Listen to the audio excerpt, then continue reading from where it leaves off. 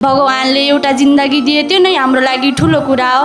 अरू भनेको त आफूले बनाउने अनि कमाउने कुरा पो त। जब म सपना देख्छु मेरो ओठमा मुस्कान देख्छु, भन्छन् सपना त त्यो हो, भन्छन् सपना त त्यो हो जब निदाएको बेला देखिन्छ।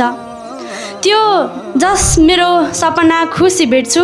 मेरो सपना त त्यो होइन, सपना जहाँ धेरै हुन्छन् तर मन हुँदैन, बोलचाल हुन्छ तर मोल मिलाप हुँदैन, शिक्षा हुन्छ तर शिक्षित हुँदैन।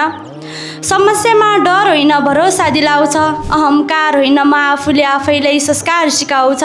मेरो सपना त त्यो हो जसले दाम होइन नाम कमाउन सिकाउँछ, सुखमा मात्र नभएर दुःखमा पनि रमाउन सिकाउँछ।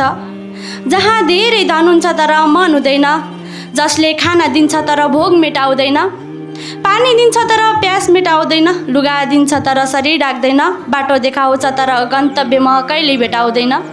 जहाँ भोकाले भोजन पाउँछन्, प्यासीले प्यास मेटाउँछन्, बटुवाले बाटो भेटाउँछन्, नाङ्गाले शरीर ढाक्छन् अनि अन्यायले न्याय पाउँछन्। सबै कुरा एकैचोटि पाइँदैन, तारा देखिन पनि त घाम डुब्नुपर्छ। भगवानले एउटा जिन्दगी दिए त्यो नै हाम्रो लागि ठुलो कुरा हो। अरू भनेको त आफूले बनाउने अनि कमाउने कुरा पो त। समय जतिसुकै खराब किन नहोस्, समय जतिसुकै खराब किन नहोस्, फुल सुकेर कहिले पनि पात हुँदैन। जीवनको सत्य बुझ्न त्यति गाह्रो पनि छैन। बस जुन तराजुमा हामी अरूलाई तौलिने गर्छौँ त्यही तराजुमा आफूले आफैलाई तौलेर हेर त। जे छैन त्यसको पछाडि कहिल्यै नलाग्नुहोस्, बरु जे छ त्यसको कदर गर्न सिक्नुहोस्। भोकाइ सबैका अमूल्य हुन्छन्, कसैले लेख्छन् त्यो कथा हुन्छ, कसैले लेख्दैनन् त्यो व्यथा हुन्छ। सिसा कमजोर अवश्य हुन्छ तर सत्य देखाउन कहिल्यै डराउँदैन।